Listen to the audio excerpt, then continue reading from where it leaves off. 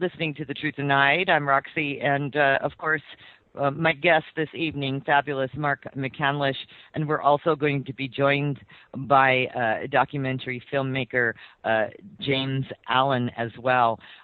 So stick around. I just have a couple of announcements to make, and then we'll be on our way. In the news, to anyone who's interested, Obama is set to nominate, or has, I just heard a few minutes ago that he has nominated Janet Yellen to replace Bernanke as the Fed chairman.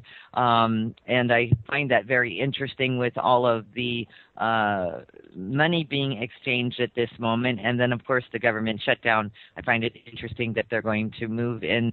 I don't recall a woman ever being the Fed chairman, but if anybody wants to look that up and put that in the chat room, I would love to know. I don't recall a woman being in that position before.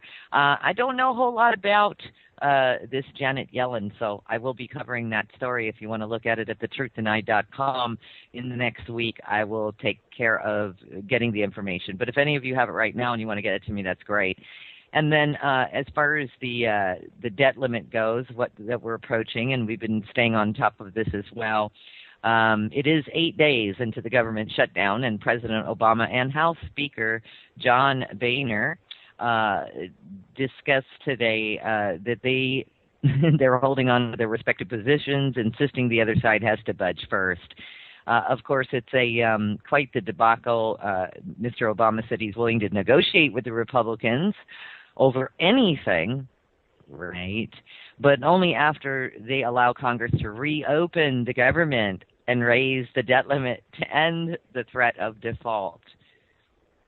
That doesn't sound like somebody who's willing to do anything, does it? Even if Congress only managed to reopen the government for another 6 weeks, Barack Obama said he'd absolutely be willing to negotiate after that as well. What's the point?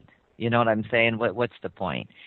He was quoted as saying, "I will not eliminate any topic of conversation, and I've shown myself willing to engage all the parties involved, any leader on the issue." He said that this morning from the White House during a press brief. The only thing I will say, he says, is that we're not going to pay a ransom for America paying its bills. That's something that should be non-negotiable. Again, what are they doing? It's absolutely insidious, if you ask me, shutting down the government. Shortly after the president spoke, Boehner insisted, quote unquote, the long and short of it is there is going to be a negotiation here at the end of the day. At times like this, the American people expect their leaders to sit down and have a conversation. He says, I want that conversation to occur now. What the president said today was if there's unconditional surrender by the Republicans, he'll sit down and talk to us. So you see, we'll just have to stay on top of this. I'll have a release of a story regarding this as well. And, of course, our topic of conversation today, we're going to cover quite the extensive subject matter, I should say, of UFOs. As you well know, in the last couple of years, this has been quite the topic. Many, many sightings. And as I have reported before, Peter Davenport of the UFO Reporting Agency has been saying for months now that he's just never seen anything like it, meaning the amount of reports that are coming in. We're going to discuss a documentary as well, and we're going to start with that documentary to just sort of enlighten you as to how indeed, let's say, anti-gravity came to be. Does it exist today in the military? And then, of course, for your enjoyment, I'm going to give you the top 10 UFO sightings in the world currently right now. I'll drop a link in, and you can all take a look at that as well. And Thomas, if you could drop that into the chat room, I'd appreciate it. My guests, because we have two this evening, and I did just find out about our second guest, and I'm glad to have him. my guest, Mark McCandlish. He's been on the show before, a very good friend of mine, and a little bit about his background. Of course, the topic today is UFO science and extraordinary technologies, as well as 0 Point, which some of you have been writing me about and familiar with. Yes, we do know about the Nazi bell, and Nazi bell, I should say. And Mark McCandlish, a little bit of his background. Upon leaving the Air Force in 1974, Mark made use of the GI Bill to attend Art Center College of Design, initially under an automotive design curriculum.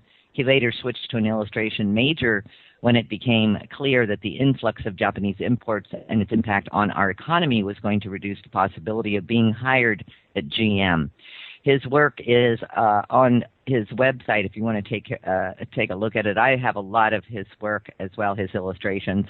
One of my favorites is called Tomcats by Mark McCandlish, and if you want to take a look at that particular illustration, Mark did that way back in 1991, and it's still just cutting edge as far as I'm concerned. Go ahead and go to the Truth Denied, look at the schedule page, and you'll find it. Well, the other gentleman who's going to be joining us this evening as well is a gentleman by the name of James Allen, and the documentary or the film that Mark is in is called 0 Point, and it is the story of Mark McCandlish and the Flux Liner. And there is a photo of this as well if you want to take a look at the Truth Denied. And you want to take a look at Mark's website. It's markmccandlish.com. And we'll get some other information about the film as well when the gentlemen come on and discuss this. I think it'll be a great conversation. If you have any questions for us, good evening to the chat room. Go ahead and put them in the chat room. Our producer will be happy to pick up those questions for you. Mark, welcome to the show, and thank you so much. It's always an honor to have you on. Hi, Roxy. Thank you. I'm delighted to be back. Thanks. And James, first time meeting you. Welcome to the show as well. Thanks. Cool to be here. Thank you.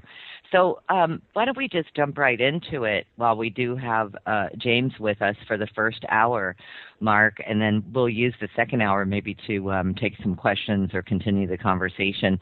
But, can we talk a little bit about how this 0 Point story came to be, or how you met James? And let's start there. Well, I think it probably started with a message I got from James on, I think it was either Facebook or LinkedIn. And, I think it was LinkedIn, yeah. Yeah. And he just expressed an interest in the story and wondered if anyone had ever made a film project out of it. And I had that's not necessarily accurate. Okay, well, let's hear the way you remember it then. Yeah, I want to hear the way you remember it. Okay, all right. I'm sorry, but what I think I was just talking to you about. I wanted to get your feedback on that other movie, the sort of regular narrative sort of Hollywood movie about the test pilot, and the sort of Top Gun at Area 51 kind of story. We were sort of bouncing that back and forth. Mm-hmm. But then we got in more into your story, and then we had that epic 6-hour conversation when we first met. Yeah. So anyway, sorry to interrupt. I'll just bounce it back to you. Okay. Well, it's just it's what, been 2.5, almost 3 years ago now, and yeah. So it's some of those things get a little foggy for me, but the one thing I like about James in our collaboration is that I'm the master of going off on tangents, and he's really good about bringing me back and putting me on the rails again so that we can kind of get things done. And I've always loved that about James. And the ongoing struggle. Yeah, it's true. And but I think he's done a terrific job of putting together the story that began back in 1988 with an invitation that I extended to a friend of mine from college to go to an air show out of Norton Air Force Base in Southern California near San Bernardino. And last minute I had to cancel, and the fellow that I was going to be going to the air show with wound up meeting someone who was high level in the Lockheed, well, back then it was Lockheed, now it's Lockheed Martin, in the Lockheed Martin hierarchy. And the initial reason we were going to go together was to network some clients and things. And at the last minute, I had a job for Popular Science that I had to finish over the weekend, couldn't go, and so called I called this fellow. I'll just call him Brad for the moment.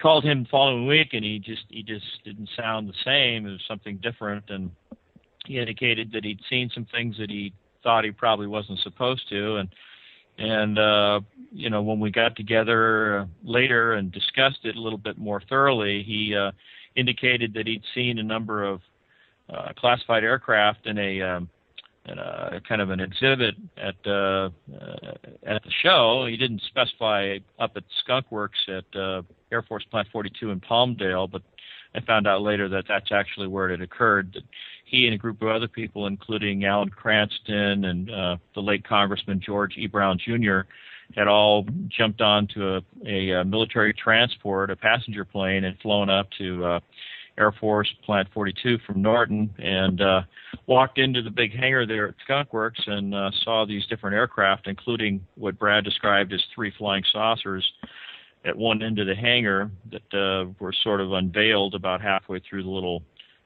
exhibit process.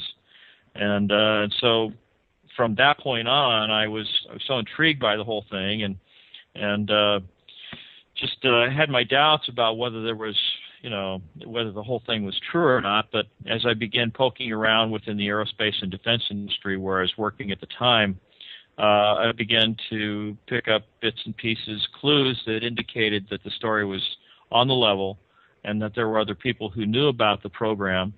It was originally referred to as the so-called Alien Reproduction Vehicle, or ARV, but its actual name as an aircraft was the Flux Liner, and there were actually a number of different aircraft or anti-gravity propulsion type vehicles of this kind that were different sizes, but essentially looked the same externally in terms of the proportions. It was just a basic bell-shaped kind of a flying saucer like one might expect to have seen in the 1950s. Flat on the bottom, sloping sides at about a 30 to 35 degree angle from the vertical, slight ledge about halfway up, and then the upper half of a sphere sticking up through the middle of this airframe. And then on top of that, there were a series of little like glass bubbles with a camera system under each one, which formed what was called a synthetic vision system. And so as I began investigating and asking and trying to find out whatever I could, I began interfacing with a number of well-known physicists, including Tom Bearden and Hal Puthoff. Bernard Haish was one of the people I met and talked to.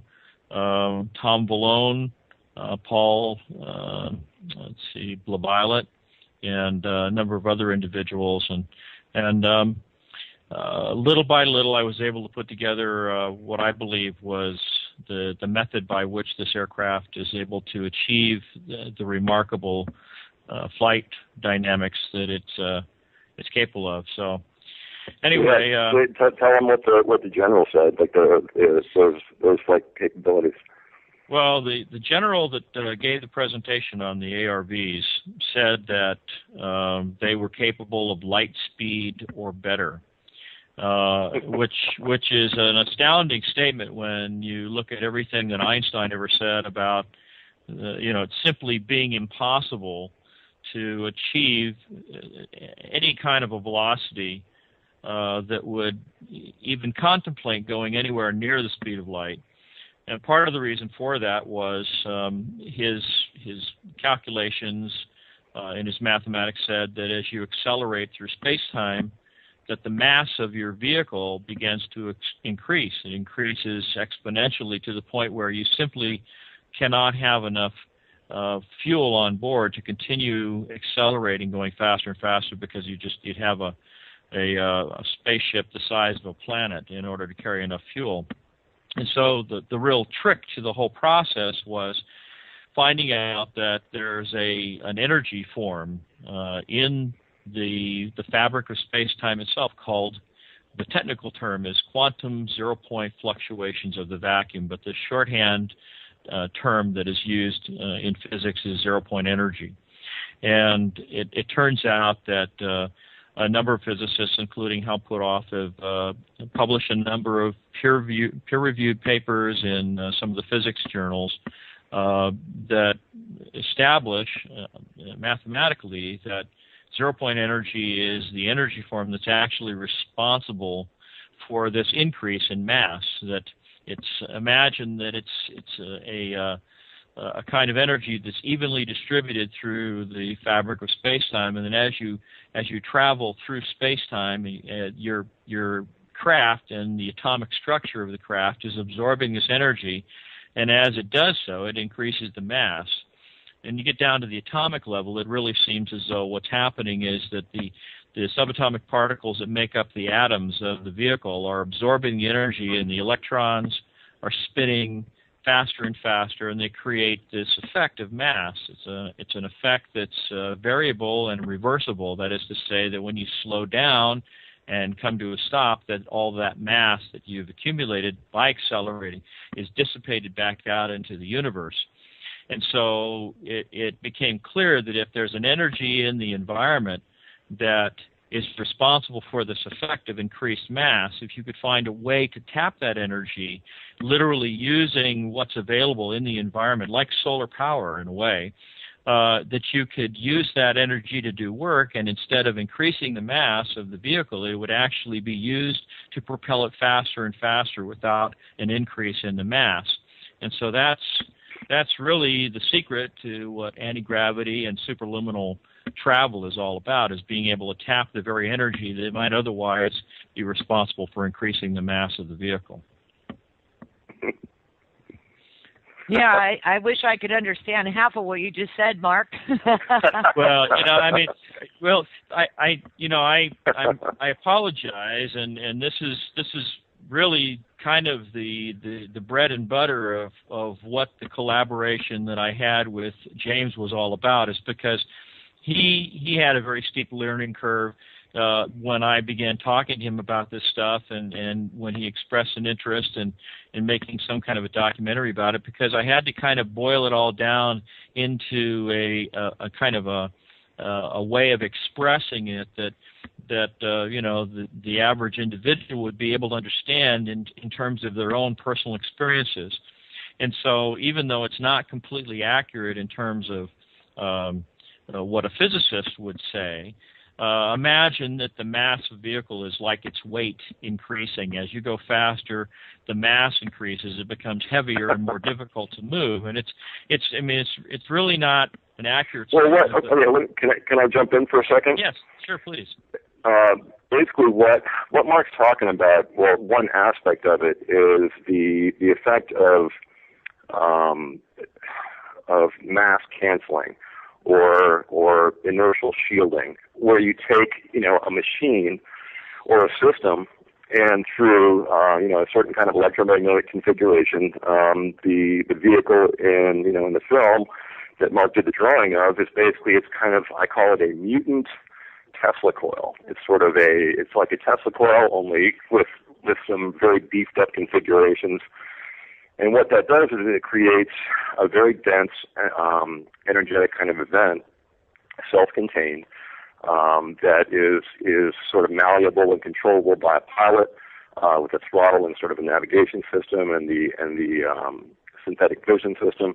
But basically, it's the main aspect of this machine, sort of this prototype, is its ability to cancel mass, like its ability to create an effect that counteracts the effects of gravity. So it's basically sort of a hovercraft, like it's a levitating machine.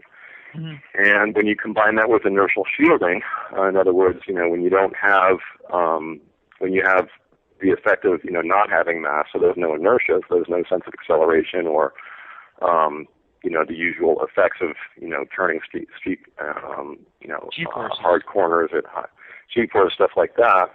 Well, basically, you have a machine that can travel at from what one scientist called at arbitrarily high speeds.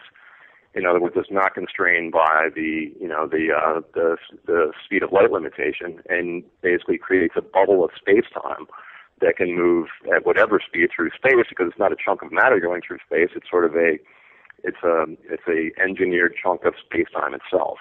Yeah. I don't know if that makes anything clear, but may I ask? I have read both sides of the argument. Some say that 0-point energy, let's say, is an intrinsic and unavoidable part of quantum physics. So, and then there are arguments that 0-point energy is an intrinsic and unavoidable part of quantum physics. I would be on that side of the fence, yes. Mm-hmm. And some scientists say that this is all wrapped up in quantum physics, and then the argument, I suppose, against it would be the portion that manipulates the vacuum energy. I guess that this is where it runs into a problem, that any object that can change in the vacuum energy, electrical conductors, dielectrics, and gravitational fields distort the quantum mechanical vacuum state, and I guess this is how this takes place. Just one, not to go too deep into that. So, but my other question would be, is it possible, for either one of you, is it possible that this is something of what we have determined already as, let's say, the wormhole effect? Well, I'll just say no for now, but Mark, you can take that. Well, one of the things that happens when the system becomes energized and is working at a high power level is that you wind up creating what is called a polarization process. It polarizes space-time. It creates a kind of a vector in space-time. Imagine that you have a large mattress, and you put a bowling ball on the mattress, and then you take a little marble and you begin pushing it in the direction of the depression that's created by that bowling ball, which in kind of a three-dimensional and material representation kind of symbolizes the effect of gravity in the surrounding space-time. And so as you push the marble closer and closer to this bowling ball, it'll begin to reach the edge of that, what would be called an event horizon, but it's actually sort of the edge of this depression, this curvature of space-time that's symbolized by the depression in the mattress.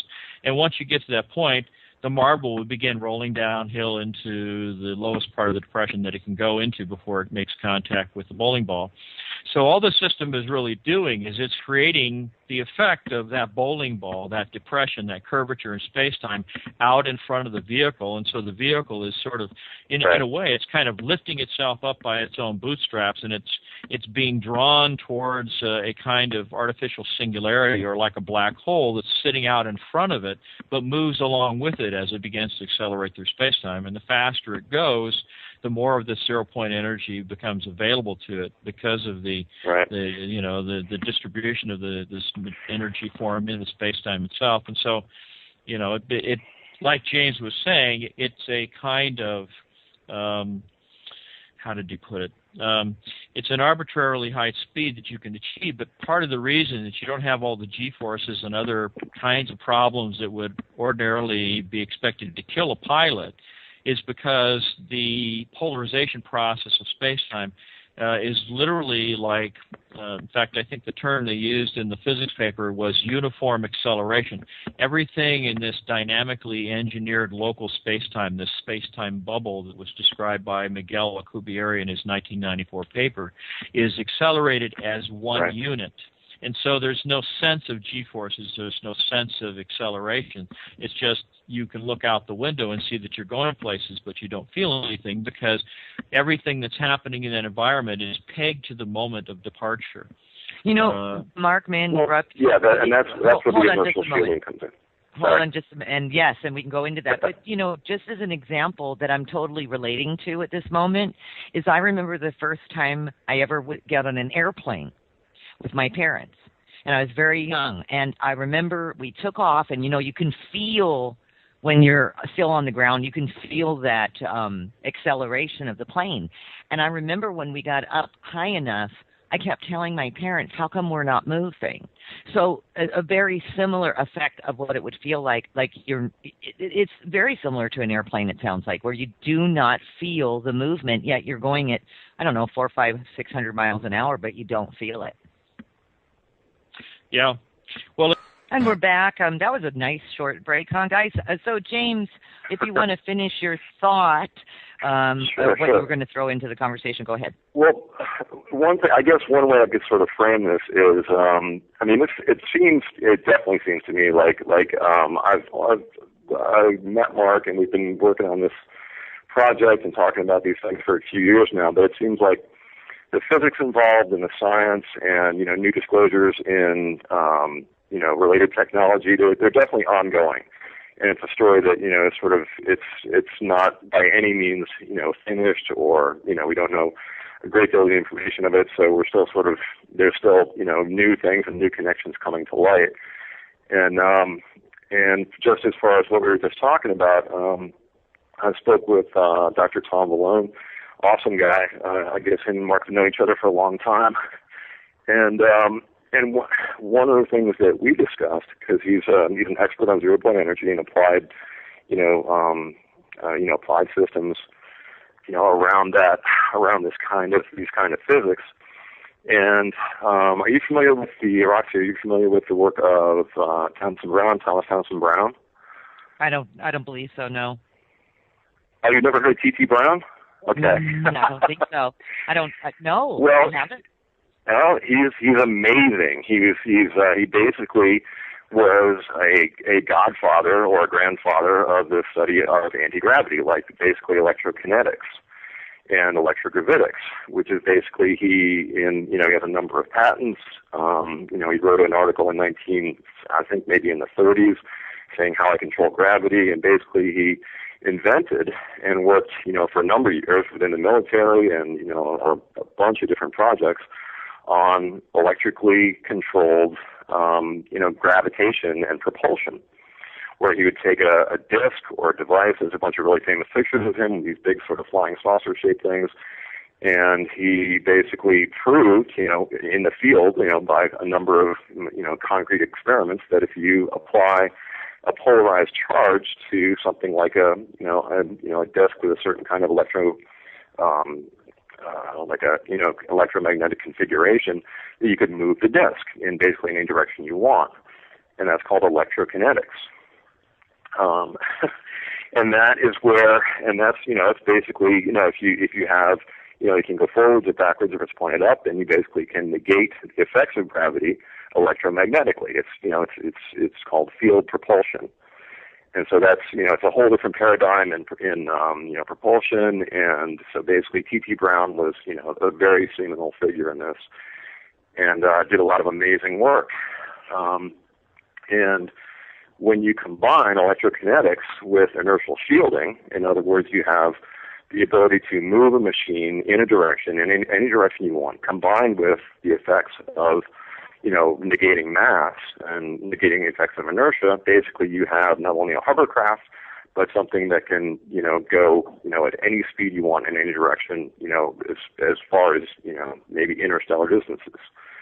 So it's the combined effects of, you have a way to get rid of the effects of mass and, inertia and velocity or acceleration, and a way to move something electromagnetically with no, fuel propellant or anything. And that's basically, correct me if I'm wrong, Mark, that's the system that the ARV employs as a prototype vehicle. That's true. That makes sense? Yeah. Now, okay, what is this technology in use? Maybe I should ask this. Can I take that for a second, Mark? Sure, go ahead.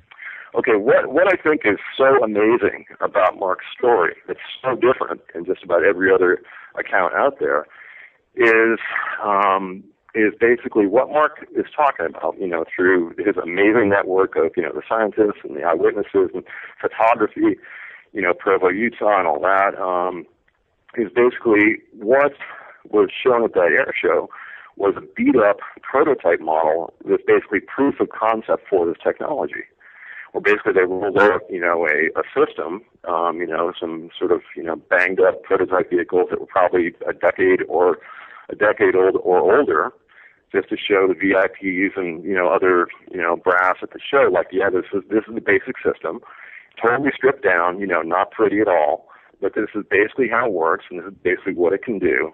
And,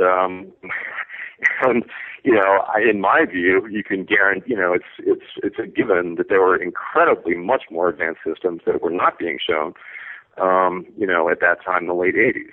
So as far as I'm concerned, what this machine represents is a proof of concept for, yes, we have functioning anti-gravity vehicles. Okay, so and Mark, my take on it. Mark, as far as interstellar, are we traveling to other systems now? Are we able to do that? Well, there were several indications from Ben Rich, who was the head of Lockheed Skunk Works, where he was saying things like, we have the technology right now to take ET home. We have the ability to travel among the stars, and but it'd take an act of God to ever get this stuff declassified, because it gives us such a tremendous strategic and tactical edge. If there ever came down to some kind of a war with one of the other superpowers, that this is our ace in the hole. In fact, I think it was even referred to as trump card technology. But the thing that kind of gave me the clue that this technology had been back engineered and developed a long time ago, that we've actually had this for a very long time, was first, of course, Brad's indication that the aircraft that he saw fairly up close was about 24 feet in diameter, and he said that it had panels on the side that were held in place by Zeus fasteners, which is something that was fairly common on aircraft. Even the one that I worked on in the Air Force, the F-106, had Zeus fasteners holding all of its panels secured while it was flying around at, something just over Mach 1. And the Zeus fasteners are kind of a spring-loaded screw that you stick a screwdriver into it, and you turn it a couple of times, and it pops out, and then you move on to the next one. But it's all retained and held in place, so you don't have to worry about screws falling all over the ground or maybe being ingested by the jet engine. And this is a technology that goes back a long ways, and greasy fingerprints and scratches and all these things that would indicate that this had been around for a very long time. So some other people that I was working with at the time, including the late Gordon Novell, approached Wendell Stevens, who had something called the UFO Photo Archives down in Tucson, Arizona. And we kind of tasked him with trying to find any known photography of UFOs that looked like this ARV that Brad had described. And lo and behold, he found some very, very remarkably similar photographs of an aircraft that was shot by a military pilot from his plane near Provo, Utah in July of 1966. And it had kind of a reddish cast to it. It had the same sort of flat bottom, sloping sides, a little ledge, a dome on top, and these little blisters on the top, which looked like smoked glass. You really couldn't see what was inside them. But when he was asked to give the film over for analysis during the production of the Condon Report at the University of Colorado in Boulder, I think it was, he did not get his original film back. They actually had taken and made copies, rather poor quality copies of his negatives, and basically took the images and shuffled the order of the images, intersplicing some other photographs from another part of the roll of film that showed trees and mountains and stuff. So it made it look as though this whole thing was a hoax, when in fact the original film was shot in sequence from the cockpit. At least 3 shots that we know of that were taken. As this thing basically crossed in front of his aircraft. I think it was a C-47 flying boxcar or something like that. But anyway, so this is what indicated to me that it had been around for quite a long time. So as I began, talking to some of my contemporaries in the defense and the aerospace industries, I would, ask people, have you ever heard of anything like this? And I talked to an engineer from Allied Signal who had gone to college down, coincidentally, in Tucson with a fellow by the name of Mark Stambaugh, who was studying metallurgy, and he had decided to do some experiments with some circular plates of aluminum or copper separated by a couple of sheets of glass, well insulated, and he put a high voltage power source to these things, and it started to hover and float around in the laboratory, which absolutely fascinated everyone. It was just a sort of a manifestation of what's been known as the Beefield-Brown effect. But almost immediately, the stereotypical men in black, the guys in three-piece suits with the earbuds and the dark glasses came in, took everybody from the class into a room and basically said, this is classified, you won't talk about it. And they confiscated the apparatus that he developed and all his notes, and he was basically back to square one for his project. So, but that was the beginning of a series of discussions that I had with people in the aerospace industry, where I, saw that there was this technology out there that, some people had heard of, other people thought may exist, but nobody knew for sure. And so I kind of developed a dialogue that I would present to some of my contemporaries when I brought this topic up, something that steered away from all of the fringy type discussions about alien abductions and things like that, but I really stuck to the science and what a terrific tactical system something like this would be if you could do these dramatic accelerations, right angle turns at 9,000 miles an hour, Yep. and this kind of a system, it's not the sort of thing that you would sling bombs under the wings like a typical plane. You could literally fly something at a tremendous speed to a target, open the door, kick the bomb out, fly away before anybody realized what had happened, and then boom, before anybody has a chance to say, oh, what we just saw, they're all dead. And as awful as that sounds, you could see what a tremendous advantage a system like that would be. But when I looked, and actually, I'm sorry. No, I'm. Give me just another second. But in the process of exploring all this, I was actually brought on board with Rockwell International when they were competing along with Boeing and some other companies for the airborne laser program. And they were talking about putting this massive system inside a Boeing 747, which is a big flying duck. I mean, it's a sitting target. And I went to the head of the program. They sat me down in a room with a bunch of other scientists, and these guys sat there in what I would only describe as stunned silence while I described the ARV, what its capabilities were, and why on earth they weren't trying to put an airborne laser system that had the ability to shoot, hundreds of miles and to take out ICBMs and other, kinds of, threat targets. Why they were using this lumbering giant of an aircraft like a 747, which, can't even go over Mach 1 without really, overstressing the airframe. Why they didn't, try and put it in something like an ARV. And, you can imagine the kind of red-faced reaction that I got from some of these gentlemen. That's kind of exactly, I wanted to sort of frame that a little bit if I could, unless Roxy, is that cool with you, Roxy? Yeah, go ahead. Okay, well, basically, when Mark is talking about, like Rockwell International and Martin Marietta and Lockheed and Grumman and Boeing, and all these major defense contractors, one thing that a lot of people bring up, and I would love to do a feature documentary on this at some point, is there's what I consider to be a major turning point in the history of science, basically, in the history of this technology. It goes along with ufology or whatever, but there was a great deal of publicity in the early to mid 1950s in Jane's Defense Weekly, Aerospace. What is it?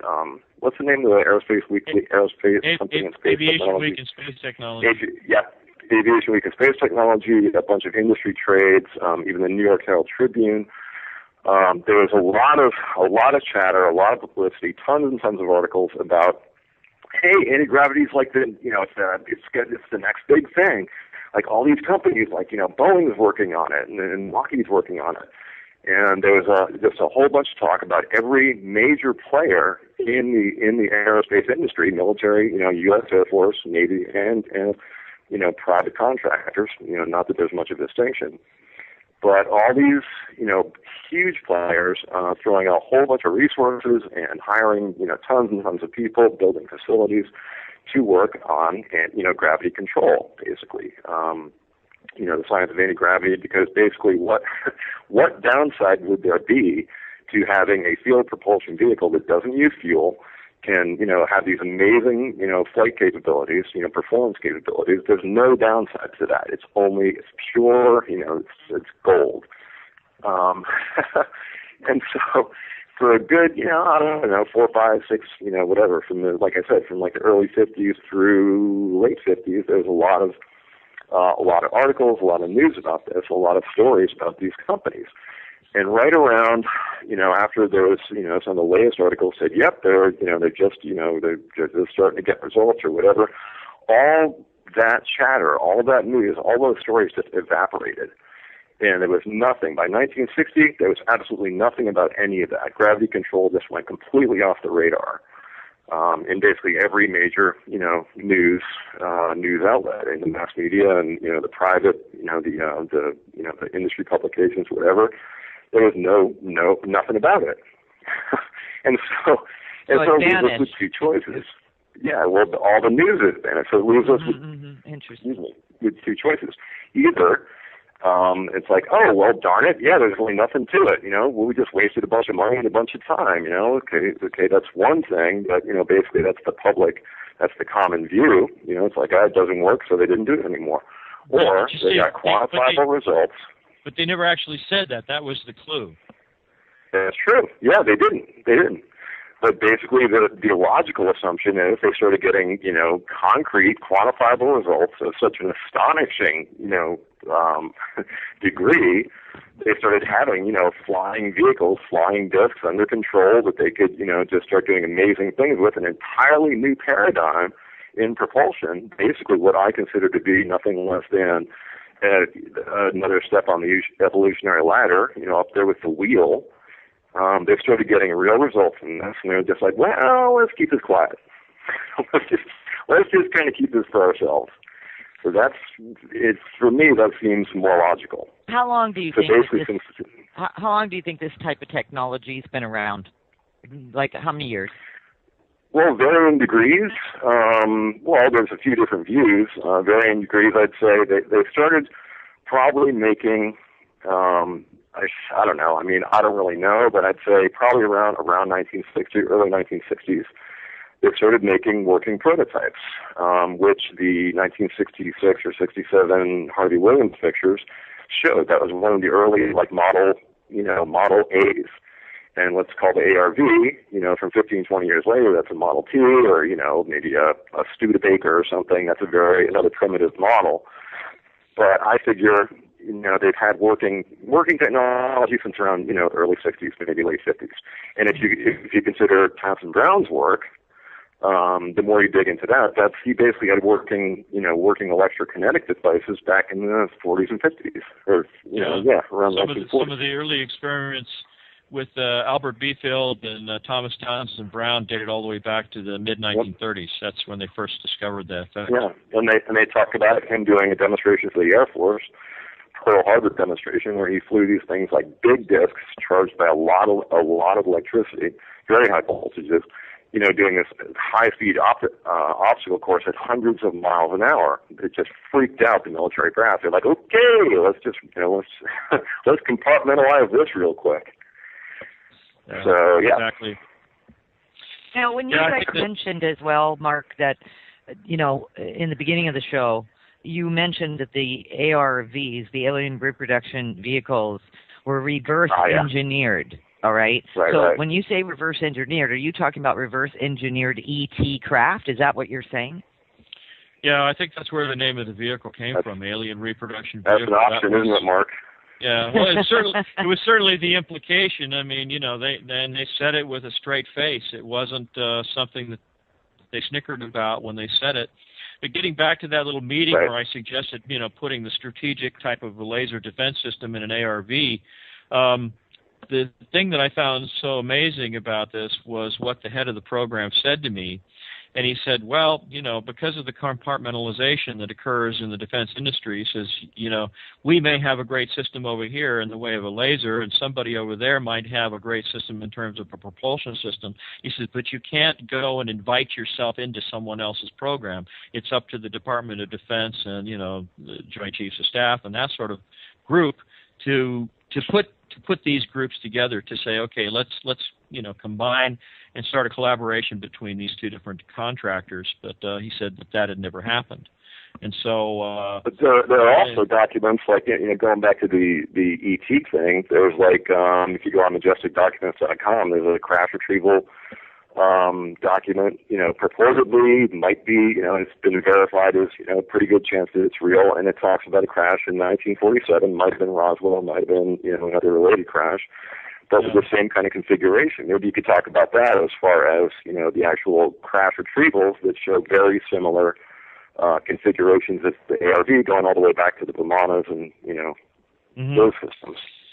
Well, it's funny, too, because even the sightings that had taken place down, it's kind of strange because my dad was in the Navy stationed out of San Diego when I was a little kid. We lived in Vista, California, which happened to be just a few miles from where George Adamski was having all of his sightings, which just happened to look like ARVs. And that was in 53, 54, if I remember correctly. But the idea that they go back quite a long ways was further verified by an encounter I had during an air show at Edwards Air Force Base, where I just by chance struck up a conversation with a gentleman who had a rather uninteresting exhibit. He was there on behalf of, I think, what it was called the Air Intelligence Agency, and he had these slit scan radar over the horizon type black boxes that he was showing off.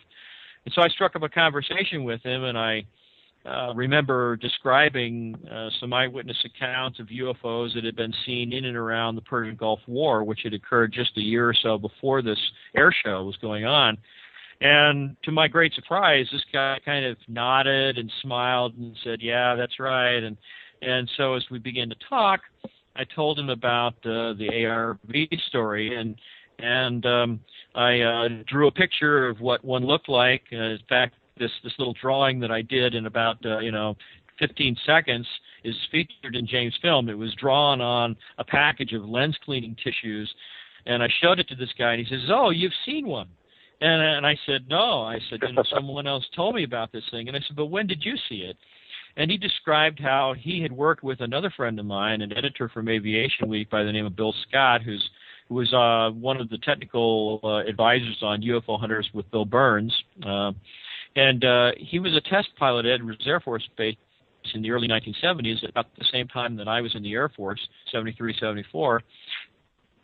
And this fellow that I met at this air show at Edwards Air Force Base was saying that was also the time when he was in the Air Force, working at Edwards Air Force Base, and he was a crew chief working on one of the planes that Bill Scott was test piloting. And so because they were doing a lot of work late at night, and because a lot of these planes were still kind of hush-hush, a lot of the flying was done at night so it wouldn't be observed.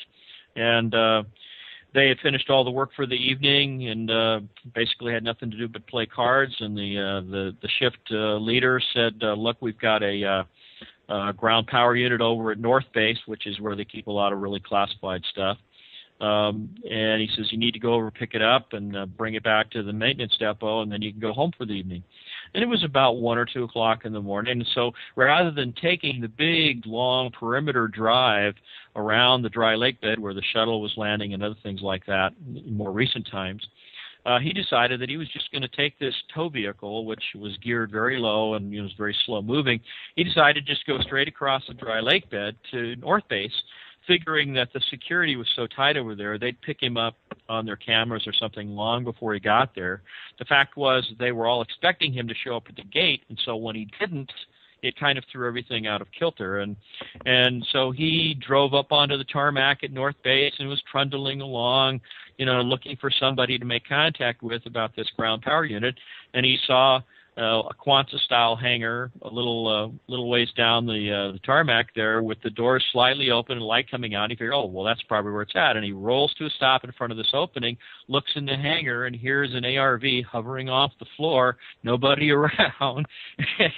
And he was absolutely stunned. And he said, before I could even turn my head and see who was running up behind me, he says, I heard these footsteps, somebody running up behind me, and he says, the next thing he knew, there was the gun barrel of an M16 at his throat and a voice saying, get down on the ground or I'm going to blow your head off.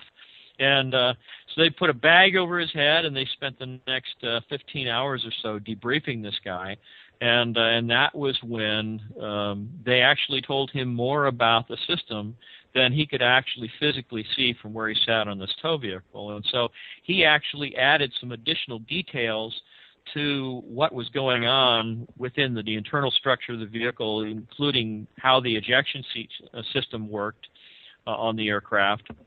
In fact, I've even made an additional discovery just since you and I have talked last, James, and that was that I originally thought the smallest version of the vehicle had 4 ejection seats. It turns out it only has 3. So it's set at about 120 degrees. Yeah, 120 degrees apart from one another, and I can go. Where'd you get that info? That came from when I do my aerospace paintings, I do a lot of work on masonite, 1/8-inch tempered masonite, and I had a sort of a long-standing sort of working relationship with some people at a local lumber yard, and I think you've heard part of this story. I was struck by a conversation with a guy who wanted to know why I was buying all the masonite, and told him that I did paintings for the aerospace industry, and he said that he had an uncle who had actually worked on this system when I brought up the ARB story. Yeah, I think we might be digressing a little bit at this point. I'm not sure.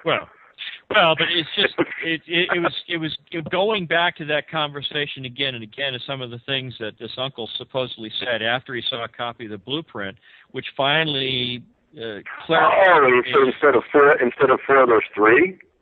No, he said that he says that. You have 4 and it's actually 3. Okay. All right. No. That's not what he said. If you remember, he said, well, there's one part of the aircraft where you've shown 2, but there's actually 3. But you see, when you look at that blueprint, you only see 2 ejection seats. Oh, that's interesting. And it's because of the way they're positioned in the drawing, you don't see the other 2 ejection seats that are around on the other side of that central column that goes down through the middle of this vehicle.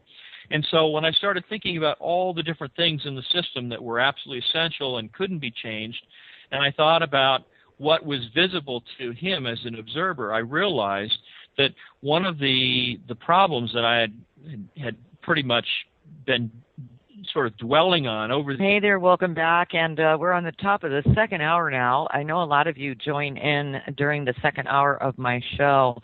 So you might want to stay tuned. I know a lot of you that are very, very interested in asking some questions, and you've sent me quite a few of them already. I certainly appreciate that. Listen, we're listener-supported here at Revolution Radio, over 68 hosts around the clock, and we just want to thank you so much to the listeners for keeping us on the air for Free Speech Radio, etc.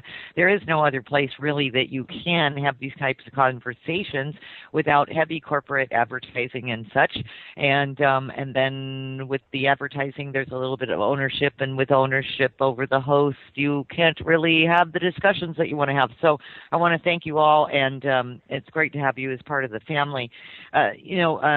Mark just let me know right before we hit the break that he had an emergency, and he'll be back on the air here in about 15 to 20 minutes. So, James, can you hang with us for a little bit?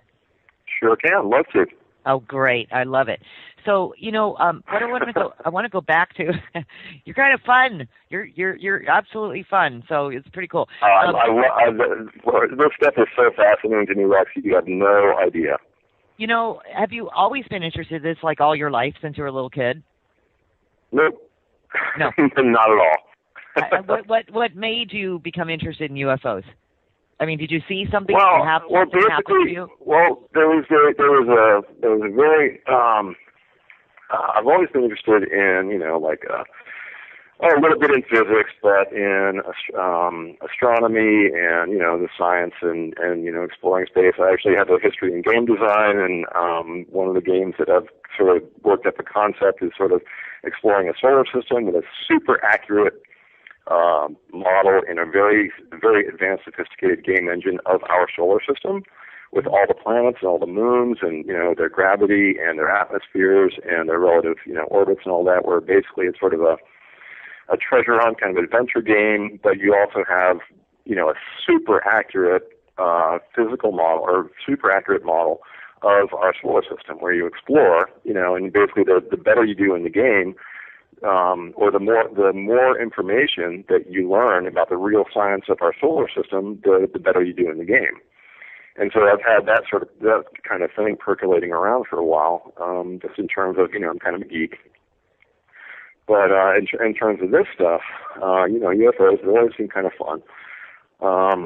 And a long time ago, like maybe 25 years ago or so, I remember I was sitting around with some friends, and they were talking. This one guy was saying they were camping in the desert one time, and somewhere in, like, I don't know, New Mexico. And he saw this little dot, like, way off in the distance. There was this sort of, didn't look like a star. And him and his girlfriend watched it for a little bit. And he said, yeah, it kind of moved around a little bit. And then it just shot off in a straight line. And he's just like, yep, I'm pretty sure that was a UFO. And just the way he said it, I was just like, well, sounds like it was a UFO, So it wasn't, it seemed like he was talking about a real event of something like that happening. And so I've always had kind of an open mind about it and been interested in, science, the space and all that. But the real turning point for me about a few years ago was seeing the 2001 Disclosure Conference video by Dr. Greer at the press club. What's the name of it? I think it was the press club. Yeah, it was the what's the actual? There's 3 letters. The that American no, press club. Yeah. Hold on, I'll look it up for you while you're talking about it. Yeah, the Disclosure Project. Hold on. Disclosure Project Conference 2001 at the it's not the United Press Club, it's the American Press Club. National Press Club. National Press Club event, May 9th, 2001. Right. And a friend of mine recommended me that video after, seeing some other guys from, Kerry Cassidy and those guys. But that series of statements, those 20 people, 5 minutes apiece, you're talking, like the head of the Federal Aviation Administration, the head of Accidents and Investigations, and colonels, and CIA guys, and, NASA people, scientists. And with basically nothing to lose, they're all kind of freaked, a lot of them are kind of freaked out and nervous. It's like, I can't believe I'm actually saying this. They have nothing to gain. And they're talking about the craziest shit in the world. It's just like, yeah, we watched these things, and they flew around at 2,000 miles an hour, and, it's like another sweep of the radar. It's like it obviously had gone 4,000 miles an hour, and then it was just, and it's like, what? Are you kidding me? Really smart, super smart people, very high levels of placement. They're just, incredibly smart. Very responsible people talking about, this stuff that is, hard to ignore. Just completely very hard to ignore. And the main thing is, like, basically the weird thing is the reactions. Like, yeah, they didn't want to investigate it. There was no investigation. I'm like, what? These things were hovering over a nuclear weapons facility and they didn't investigate it? It's like, what the hell is that? So that was pretty mind-blowing. That was a 500-page briefing document that was included of all the transcripts from 12, different, like you said, military and civilian and scientific witnesses. Yep. And the stories are mind-blowing. They're mind-blowing. It's unbelievable. And these are really smart people. They are very smart people. And their whole effort was not only for disclosure, but for the purpose of peace on Earth. So I mean, there was more tangibility than just let us know that this stuff is real. That to make some sort of international global peace movement, and sure, it just went away like it never happened. Yep. Well, that's where you get into right. And so okay, so that is something that was a milestone for you, or a benchmark of a real big turning point for you. Yeah. Gotcha. And one thing that, and seeing Mark's testimony in that was like just fascinating too, because Mark's was different than the other ones. He wasn't talking about just radar. He's talking about a chunk of hardware, a working machine, a working prototype. It's basically like, yep, we have this whole next level shit going on, and this is a really accurate drawing of it. And the more, and the more I dug into it, and see, that's the thing. After that was probably, 2010, 2009. The more you dig into it, the weirder it gets, but, it just, the stranger it gets, but also the more concrete it gets, but also the stranger it gets. And so you have this disconnect, like, well, either he's telling the truth and that's an actual thing, or he isn't, and everything. It's like you take the blue or the red pill. And one of the things that I thought was amazing about Mark's story is basically, it's a window into, like, Richard Dolan. Yes. And the whole concept of the breakaway civilization. Yes. This machine represents, a working prototype of that next level civilization that, we as a people are funding, but we're not privy to. And basically, when you talk about, a machine like this, is basically, it's the concept of gravity control and field propulsion. No more nuclear power, no more, no more fossil fuels. None of that. You're talking about ambient field propulsion, and you're talking about the concept of zero-point energy itself, which, physicists such as Harold Puthoff and Tom Balone and Tom Bearden, they talk about the energy density, the potential energy density of the fabric of space-time itself, anywhere, here or a billion miles, billion light years out in space, anywhere is on the, what is it? It's something. A joule is like an electromagnetic measurement. I'm not sure exactly what it is, but it's how Puthoff put it in the metaphor that if you have a soda can's worth of space-time, just a soda can's worth of space, empty space. If you extracted all the potential energy in that 12-ounce volume, you could evaporate the world's oceans. You could, a shot glass, sure, just the volume of a shot glass, could potentially power the eastern seaboard for 100 years. And that's everywhere. It's just, it's the background substrate from which all, quantifiable energy and, mass and matter emerge from. It's just the background field. It's an insanely dense, energetic background field. And so when you talk about a machine like Mark's, or any machine that's, field propulsion, you have two things that sort of in the fulcrum, in the very center of two very, huge areas. One is the concept of free energy, universal free energy everywhere. All you have to do is tap into this stuff a tiny bit, and you have just massive, you have enough energy. Tesla was all over this 100 years ago. You have unlimited free energy, and on the other side, when you start talking about, using it for gravity control and inertial shielding and electrokinetics, then you're talking about superluminal travel, and then you have the entire ET thing, the entire alien visitation thing. All of a sudden, it becomes like, well, that's doable, So it's two insanely huge fields. Sure. When you bring up the energy, just energy alone, free energy for the planet, Stephen Bissett has also taken this on as well. Sure. And he came on the show and talked all about his latest. He just won't give up. He's right. going to lobby. He's going to lobby Congress now to right. open the books. But in yeah. the big picture, I think it's time to litigate. But anyway. Right. No doubt. Well, I try to think positive about it too. I mean, a lot of people are really putting him down at this point and saying, what's he doing? He's lost his freaking mind and this and that.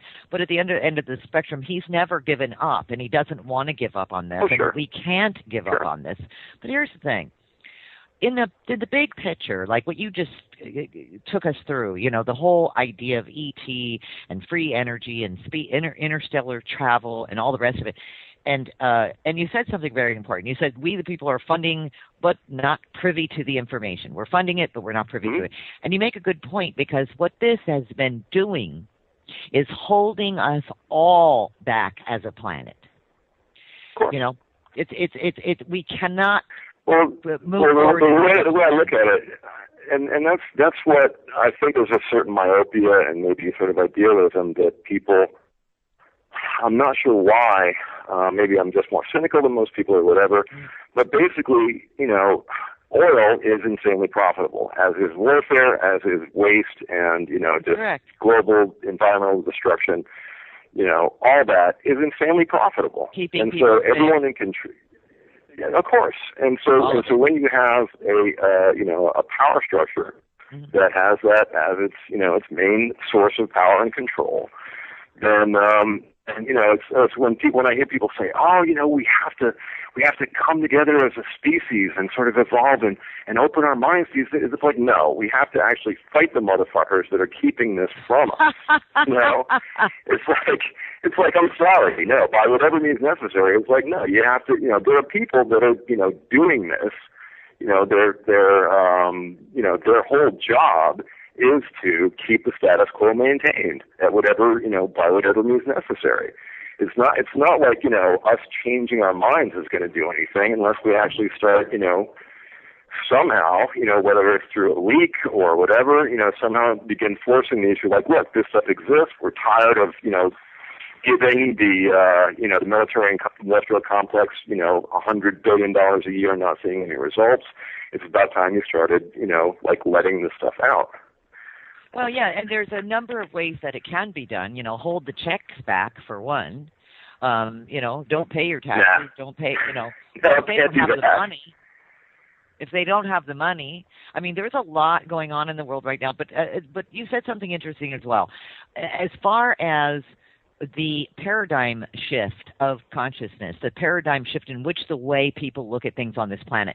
For a very long time, we did look to government. We did look to our higher-ups, so to speak. We did look to them for the truth. Well, a good thing that is starting to happen now, and we are evolving conceptually on this, is that we no longer are going to the liars to get the truth. We know they're liars. Yep. So this is a good thing. Yep. And we're taking it upon ourselves to explore. We're taking it upon ourselves. I mean, look at all the internet radio stations, just internet radio stations alone, putting all this kind of information out, not being adhered to by any of the laws, any of this, any of the free will, information highway, if you will. I think it's very interesting, because I also think on the flip side of that is that we would not be able, none of us would be able to put the information out there that you and I are talking about right now if they weren't allowing us to. That's true. Yeah. What if we're going to go there, what if disclosure is all about us? We had the experiences. We know what's going on. We got their number, so to speak. And once we get to that certain tipping point, then it's the Pandora's box can be opened. Mm-hmm. Very possible. Well, I think there's, these are not stupid people. And you figure, by whatever methods, disclosure is imminent. Richard Dolan talks about this, Stephen Bassett does, everyone, obviously things are going to change. And so I figured they've probably figured out, contingency plans for, sort of a sort of, staggered rollout of this kind of information. Where, it's like, they're not going to be getting rid of any kind of, internal combustion engine, at any time soon. But there's one thing that's an interesting sort of, it was sort of an epiphany. I call it it was my barbershop moment. about 6 months ago, or 8 months ago now. I'm sitting in a barber shop, and I've been doing a lot of research on the superluminal travel and things like that.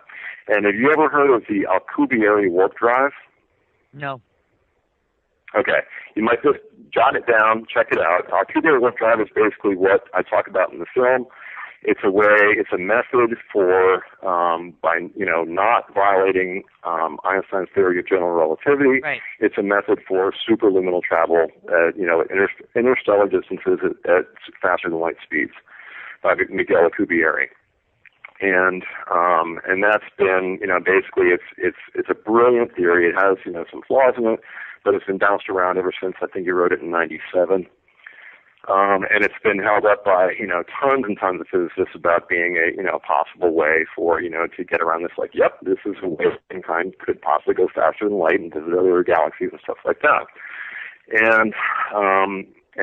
But it's been way off the radar. But I'm sitting in this barber shop, and I see a Popular Science magazine, and it has these big rockets on the cover, like super amazing rockets can go bigger and, farther than other big amazing rockets have ever gone before. And I'm just like, yeah, that'd be thrilling, if it was 1968. But I'm paging through it, and, not buried, but kind of in the middle of the magazine, Popular Science, is an article about a guy named Sonny White at NASA Eagle Works. It's like NASA Advanced Propulsion. And it talks about him using, doing research into making a small instance of the Alcubierre warp drive at NASA. It's like, and it's basically, it's a bunch of articles that have been online on Wired and Huffington Post and, other websites and other publications, in the New York Times about NASA's looking into superluminal propulsion. And so that's what I figure. It's like, okay, if I'm reading about this in Popular Science, right, and and I've seen it in a half dozen other places since then. It's like, okay, in my view, they've had this technology since whenever, 60s, 70s, 80s at least.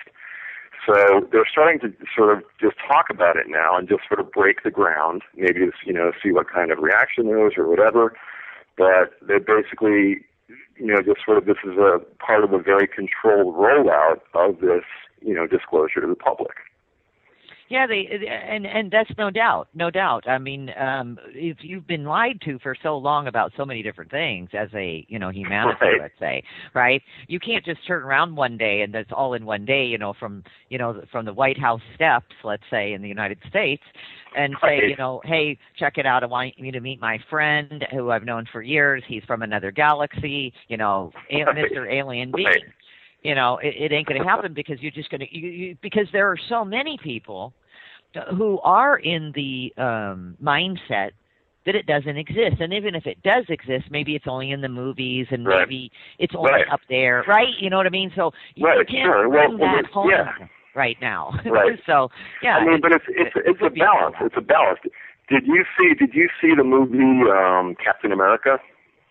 I have not seen that yet. I need to see it though. Okay. It's on my list. There's a very interesting scene in that. Basically, did you see Iron Man? Any of the Iron Man movies? Okay.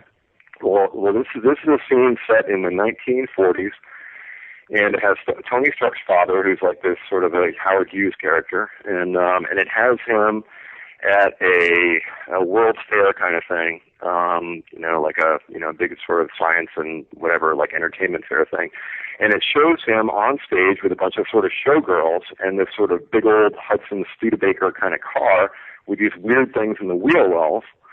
And he's like, here's the next big thing, folks. It's like pretty soon you're, using Stark gravity reversion technology, your car won't even have to touch the ground at all. And this big fanfare, and it's an extended scene. This is like a good 5-7 minute scene in this movie. It's beautifully produced, the music and the whole set. It's amazing. And it shows this car, hovering off the ground. It starts, it kicks in the music, and it shows them up with this big rheostat dial, and the thing floats off the stage.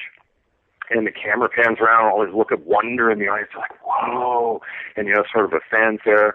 And then, of course, I was waiting for this, like the things start to short out, like the little devices in each wheel will start to short out, and there's a little explosion. The thing crashes down to the the stage, and Howard Stark, the big man on stage, he looks all embarrassed, and the camera pans around with the whole audience just laughing, like ah ha ha ha.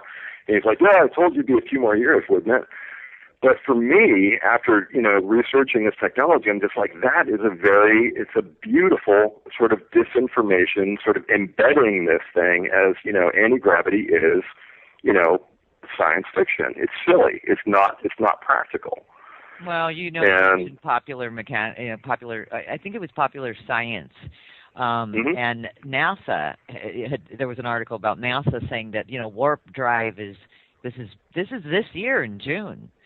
Warp drive is closer than we think, and right. So you're right. You see what I mean? That they have this this language lately, right? That things are closer, this and that. Yeah, but the possibility of the moon and Mars and all the rest of it. They always put it off as this distant thing. Like if you go on the NASA's website, they have this crude. They have this these little graphs. NASA yeah, right. You can't now. That's right. When you could, it showed a little graph of this is where the technology is, and it said speculation, conjecture, science, experimentation, and where the "you are here" arrow was way in between speculation and conjecture.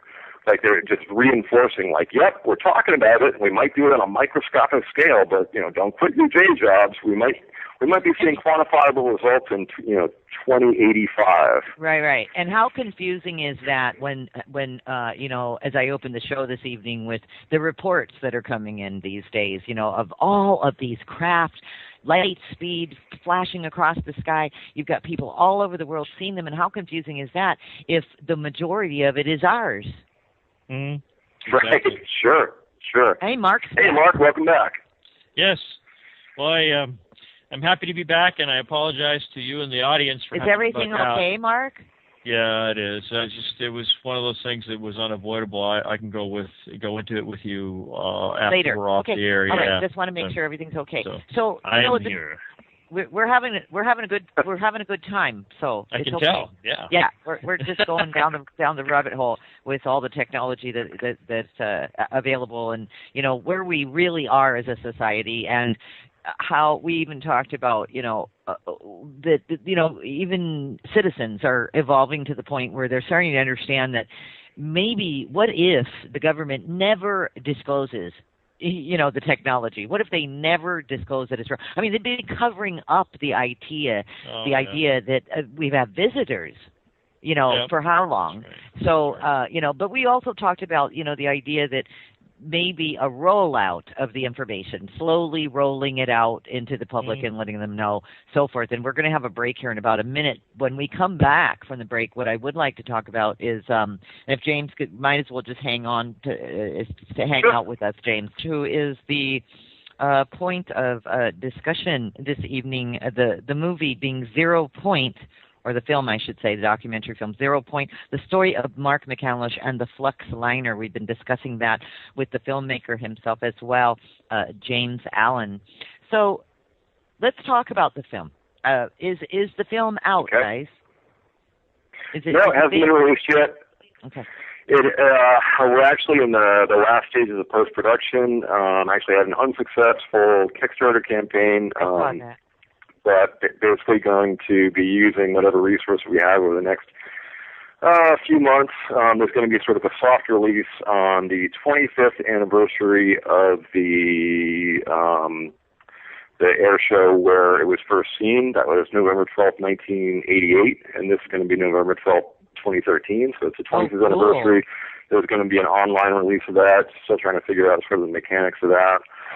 And then another round of post-production, and we're going to submit it to the EBE Film Festival for the UFO Congress and basically get as much sort of release and exposure for it as we can after that.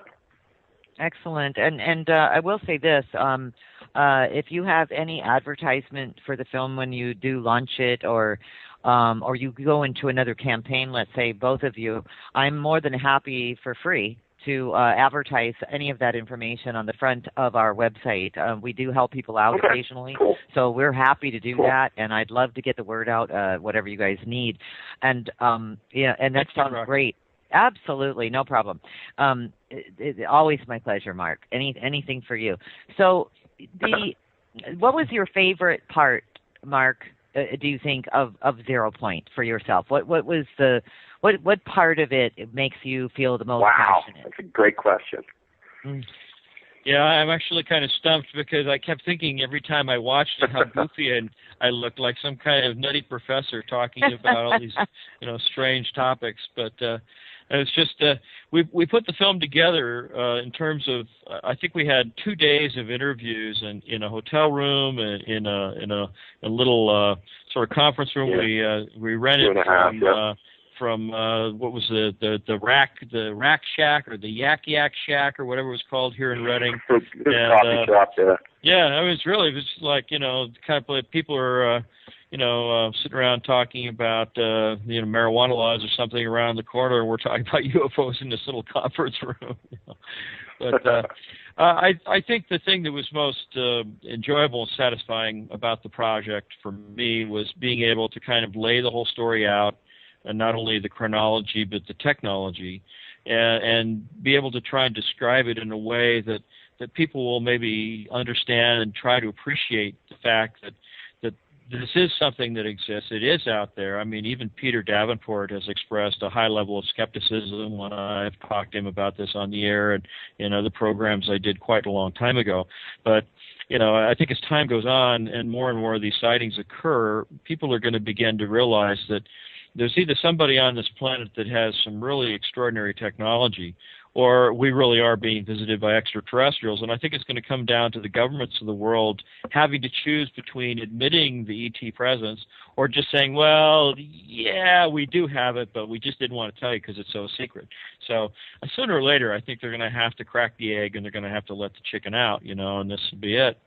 But in terms of increased sightings, you were mentioning that before, the things that Peter Davenport had mentioned, just the unbelievably high number of sightings that have occurred over the last year and a half or so. Yeah. I've actually had a number of those sightings myself, and I can tell you with a high level of confidence from where I'm sitting here in Reading, there's a mountain range to the west of town. And I began to, work late, take the dogs out, watch the sky, have my binoculars handy, and I would notice what appeared to be these unusual-looking meteors that would come down out of the sky, sometimes leaving segmented trails, which is something that just doesn't happen with meteors. And they were all converging on the same position on the horizon, which made it very, very clear that there seemed to be some either point of interest or some point at which all of these objects were converging, some kind of a base or something in the mountains. But then I started making note of the time at which these things were happening. I would go every night, same time, and I began to see a pattern. And that was when I knew with absolute certainty that what I was imagining might be possible was absolutely true, because every Thursday night, actually late Wednesday night, early Thursday morning at 2:22 a.m., 3 weeks in a row, I saw the same thing come down out of the sky from the same position in the sky, going towards the same point on the horizon. I mean, statistically, that's just impossible to calculate. It is so improbable that you would see the same. And also, I have to say, it was just an astonishing feat of digression from the original question as well. See, there you go. That's why I love James, is because he is right there to remind me every time how I get off the tracks, and it's you have no idea how much I had to. Go ahead. I do. I've spent many an hour on the phone with Mark, and he can talk about just all sides of a coin, which is Yep. Incredible mind. And then of course I do the same thing, don't I, Mark? Right. Yep. I know. Say, Mark, but as far as going through, I think we have about 9 hours of footage that I had to put down into this narrative. And so a lot of it is sort of microsurgery of picking up a thread from one day and then realizing that he had something, sort of restated that and the continuation at the next day. And so there was a lot of sort of distillation. But I'm really glad, Mark said that, one of his favorite things is the sort of the overall picture, sort of the big picture of, his story and what it represents. And one thing I have to say is one of the reasons I decided to do this film in the first place, and one thing that really impressed me, with Mark and his story, is the fact that it's not just him talking about something his friend saw, it's the network of, very high level, high quality, brilliant sources that he sort of constructed into this network between, the scientists and the historical UFO photos and the, patents, researching patents and what NASA's been doing, and, Tom Bearden and 0 Point Science, and, the entire network that he put together is just this very solid foundation for saying that, yes, this is real technology, this is how it works, this is plausible, method how they put it together, how this happens, how that happens, how it fits with, within this entire bigger picture. And I think that's the strength of the story is the fact that, like I said, it's not just him, it's not just one account, but it's an entire network of mutually supportive information and evidence. And that has different aspects to it, and that's what I like to think that I did with this movie, is sort of lay out, it's very much through Mark's perspective. There's a lot of him on screen, but basically I tried to sort of take that as an armature and flesh out different aspects of it. The ARV, because I'm a geek, and sort of I love the machinery and the science of it. So there's a lot of time spent on the actual components and functions of the machine, but also the free energy aspect and the, interstellar superluminal travel aspect and the scientists and, free energy suppression, the dark side of this entire, field. Just a number of, mutually supportive information that I tried, with, I guess varying degrees of success to lay out in something that you could show to, the guy on the street. And if he doesn't know anything about it at all, at least, he'll, have some, might have some questions like, well, could this be real? Or if someone that knows about it, knows a lot about it, it'll give them some more to think about, in whatever direction. I think it's brilliant in the way that it's bridging a concept that people do know about, which is energy, and a concept that people are very, is it real? Or not, ET contact, UFOs, this and that. So it's bridging the two, but it's a long-standing contradiction, if you will, in the whole energy field, because you've got so many people out there, independents, doing the solar, doing the water cars, et cetera, et cetera, et cetera, et cetera. And, nobody has ever seemed to be able to beat the oil monster, if you will. So the fact... It's just the biggest and strongest corporations that own the world are the oil companies, and you just don't argue with them, if you know what I mean. So, in order for us to move forward, there has to be, you're taking out a huge industry. And so for us to get into this free energy, obviously, and linked, it's brilliant to link all of this disclosure to energy, because in the really big picture, that is what it's all about. Sure. If we can fly to the moon in 10 minutes and back, we've got free energy. Yeah, right. The thing is, I think people in the oil industry, they get all up in arms and worry about this stuff. I'm sure there's probably conference rooms filled with executives where they talk about some new breakthrough and how it may be a threat to them. But, I think that, pound for pound of crude oil, they make a lot more money on plastics and pharmaceuticals than they ever make burning it in gasoline engines. So in a way, we're actually giving them a chance to up the profit margin on their product by allowing them to use it for something else while we go off and create cleaner, healthier forms of energy that won't have the kind of impact on the environment that the current paradigm does. The thing that I think people talk about free energy as though it's just something out there that's ready for the taking. And in reality, solar energy, using photovoltaic cells or, solar panels to collect sunlight and create electricity, that's a kind of free energy, but you have to have that technological apparatus that will bridge the gap between where the sunlight is energy-wise and the electricity that you can actually run a motor or a fan or, the air conditioning in your house, whatever it might be. But the thing about zero-point energy, and the thing that I think makes it maybe a bigger threat to petroleum and fossil fuel, carbon-based fuels, is the fact that it's everywhere. You don't have to worry about the sun coming up in order to exploit it. It's everywhere in the universe. It's even deep underground in the darkest pit of a mine. You can still tap into zero-point energy. Keller, J.P. Morgan's quote to Tesla. Mm-hmm.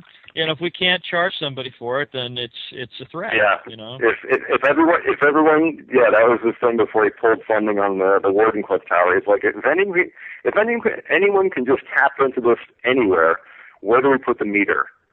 Mm-hmm. Yeah, how are we going to charge it? And we can see that going on in the United States. I mean, that's a really good point. Not to digress here, but even with in the state of Arizona, with all of the sun in Arizona, practically 365 days of the year, perfect for solar. The utilities commissioner boards are already getting in between the homeowner that doesn't want a meter and is running their home off of 100% solar energy and saying, no, actually you need to give it back to the grid, and now you can't store your energy for more than 2 weeks. What the heck's going on here? Because of that independent aspect. You see, they don't. That's the part. See, control doesn't go with independence. They're two different camps. You know what I mean? So I think there's a lot of people that don't understand that don't realize that the tremendous part of this equation is the control that they have by being able to say, well, you pay us the monthly power bill or we cut off your power bill. Here in Reading, of all places, believe it or not, if you have your power shut off, they will give you a notice saying that, well, we can't allow you to sit in your house with a campfire to keep yourself warm, so we will evict you from your own house if you don't have power. What kind of control is that? I mean, that's unbelievable to me. Well, and again, they don't want any. I mean, this is how terrified they are, though. This is what I think. Yes, that's right. This is how terrified they are, that they don't want a single person going out there saying, "Well, I live in a house and I don't have electricity. I'm not on the grid. I don't." The pioneers do, right? Yeah, they don't want anybody. They don't want the word getting out. You know what I mean? And of course, they've already painted anyone who's seen a UFO as a crazy person, so that they don't have to worry about that ending up on the nightly news. I mean, look at what happened with the Phoenix lights.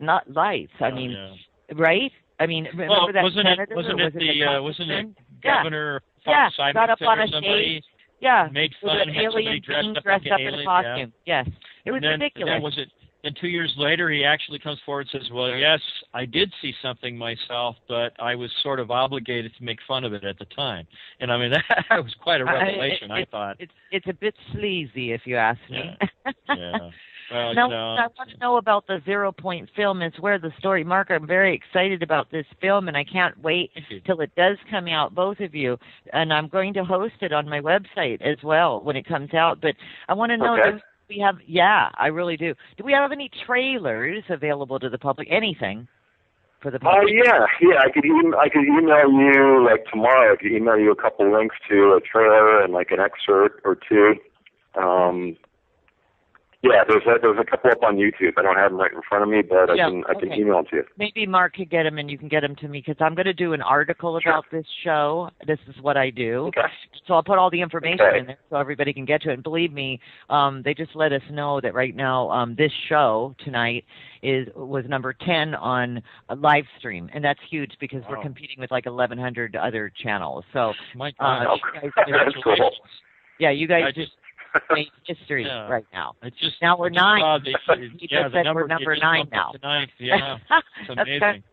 Congratulations. So, a lot of well, congratulations to you guys. It's been an interesting conversation, and I think that's why people tuned in. I wish you the best of luck, both of you, with this, and I'll definitely continue to be in touch. The other thing is I was going to offer to both of you is when the film does come out, because I think it will, and you will reach your goal with this. When it is released, perhaps after the first month or so that it's out, I would love to have both of you come back and talk about any of the. I know that you've hosted the movie somewhere. I was reading somewhere. I did a test screening, and it got. Yeah, I did a preview and did a screening here in Savannah at a coffee shop. Nice. And that went pretty well. It was, there was a few skating reviews and a few sort of ecstatic reviews that sort of cancel each other out, but the baseline was, favorable, and people liked it, and a few people, they seemed really interested, and the information, came across okay.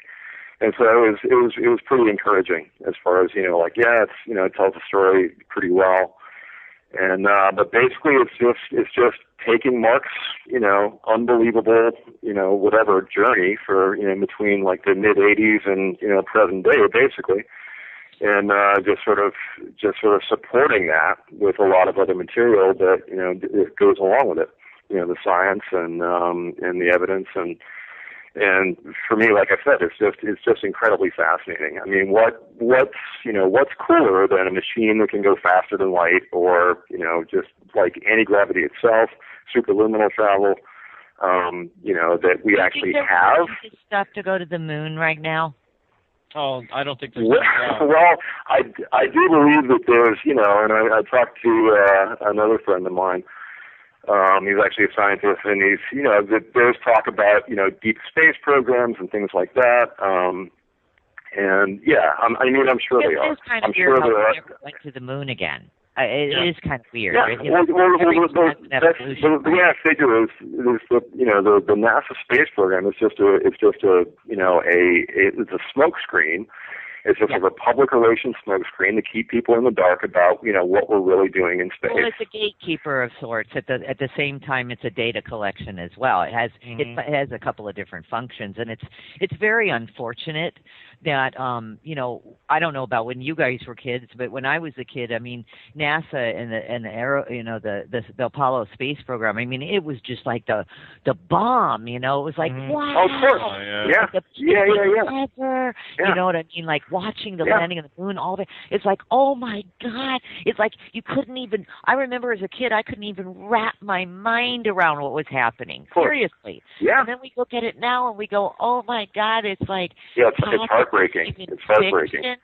Oh God! What is it? You know what I'm saying? Yes, it is. It's heartbreaking. 35 years since we went to the moon. I mean, it's ridiculous to think that we have that kind of technical skill in the engineers that work and live in this country that's going untapped.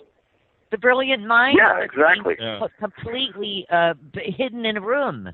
Exactly. It's like if you're a brilliant physicist, if you're a brilliant scientist, and you're amazing at this stuff, but your psychological profile doesn't fit in with the control mechanism, the politics and the power, the power structure, then you're frozen out. You're not able to do the research. If you do go along with the program, so in other words, you sort of sell out, then you're invited to work in these programs, which is criminal. And you wind up doing it without any public acknowledgement whatsoever for your brilliance. Exactly. In a really inefficient, just sort of a just inefficient and just grossly misdirected, system. So it's got to change sooner or later. Yeah. Well, there are certain aspects to science that science does. What is supposed to come out. I mean, they're always in the past as well. In the past, I mean, look at science, the brilliant minds in 500 years ago even. There was always this sort of suppression, not sort of, a suppression of information. Sure. Galileo. People weren't right. A very Leonardo good example. da Vinci. Yeah. Absolutely. When I think about somebody like Leonardo da Vinci had, the first concept drawings for a helicopter, basically a big giant rotating screw that would screw itself through the air, but it was still the idea of a vertical takeoff aircraft He had the first design for a parachute, which looked like a pyramid-shaped box that he would jump off the cliff, and he'd have this thing that would catch the wind and slow his descent down. I mean, those kinds of things were going on. I mean, if you look at some of the Discovery channels, there's the Ancient Mysteries and stuff. They had flying bombs that would skate across the surface of the water that were designed by people in Persia. I mean, it's just amazing the things that people came up with. And over time, whether it's through secret societies or people who are able to corner and exploit these kinds of technologies for their own benefit, a lot of these things get swept under the rug and we never hear about it. But I have no doubt in my mind that somewhere out there are programs with real live human beings like you and me that are doing these tremendously adventurous things. I wish like hell that I could be involved in some of that stuff. Unfortunately, I have a big problem keeping my mouth shut. Yeah, something like that. Yes, maybe you could have. You didn't fit the profile. Yes, you also are both keeping the truth alive. I mean, there has to be the messenger down here that keeps the truth alive and keeps the stories moving forward. So you do such a good job of that as well. You absolutely, Mark, and James as well. The other thing is, I'd love to see a documentary. I'm not kidding you, on the Curiosity mission. And that's a story for another day. Maybe when you gentlemen come back, maybe we can talk about it from beginning. Sure. I've really paid attention to it. There's some aspects of it. I'm telling you, it started to look like a Hollywood movie there over at NASA. I'm telling you that these people were hired guns. They weren't even the real workers. I mean, we even my husband, who doesn't really get into this kind of stuff, right? He was watching it as it was going down, the Curiosity mission, and he said, "This doesn't even look real. Those people look like that." And I said, "I can't believe you just said that, because that's what's been going through my mind for like the last hour and a half." Yeah. So it's quite fascinating, but we keep exposing. And so thank God, Mark, that you're still around to recall all of this, that your experience and all of your research that you can put forward, because this is fascinating, Zero Point and the Flux Liner, ideas. And I'm really happy, James, that you took the ambition, to do the movie, do the film, and I'm really very much. If I have, thank you. But if I have another minute, I don't really understand why a lot of other people. I'm not, exceptional as far as like coming up with great, amazing insights or whatever. If you connect a couple of very basic dots. If you look through the history, like I said, the turning point in around 1960 or something, that's in the public record. That's like the very minimal research you run into that. And so if you're savvy at all as far as scientifically, and you can realize how huge gravity control is, as far as what I like to say, I think it's the next evolutionary step for mankind. I think it's along those lines, and the fact that we probably do have this, like everything points to the fact that we have this. I'm astonished. I'm just amazed that shitloads more people haven't dug into this. Where they're just there was when people investigate flying triangles or UFO sightings near military bases, it's just like, well, what are those? There's not more people sort of banging on the doors of people that might control the technology. That's interesting that you say that, because I'm just there are more people looking into ghosts than there are UFOs. Yeah. Yeah. You know what I think? I think it's because it's easy. It's easier when you veer off into speculation. All of a sudden, everything opens up, monkeys can fly out of people's butts and whatever. It's just like, let's talk about, it might happen sometime or whatever. But when you talk about, this is like it's real science fiction technology. It's probably been happening for 50 years. And how come more people don't just dig into it? I don't consider myself exceptional in any way. It's like, it's fascinating to me. Like I said, I'm kind of a geek but I don't understand why more people, like I said, this technology is at the heart of more people to do it. I mean, maybe, oh hell yeah, right? Like maybe you ought to make a documentary showing people how to do this. We're going to start with that documentary to just sort of enlighten you as to how indeed, let's say, anti-gravity came to be. Does it exist today in the military? And then, of course, for your enjoyment, I'm going to give you the top 10 UFO sightings in the world currently right now. I'll drop a link in, and you can all take a look at that as well. And Thomas, if you could drop that into the chat room, I'd appreciate it. My guests, because we have two this evening, and I did just find out about our second guest, and I'm glad to have him. My guest, Mark McCandlish, he's been on the show before, a very good friend of mine, and a little bit about his background. Of course, this topic today is UFO science and extraordinary technologies, as well as 0 Point, which some of you have been writing me about and familiar with. Yes, we do know about the Nazi bell, and Nazi bell, I should say. And Mark McCandlish, a little bit of his background. Upon leaving the Air Force in 1974, Mark made use of the GI Bill to attend Art Center College of Design, initially under an automotive design curriculum.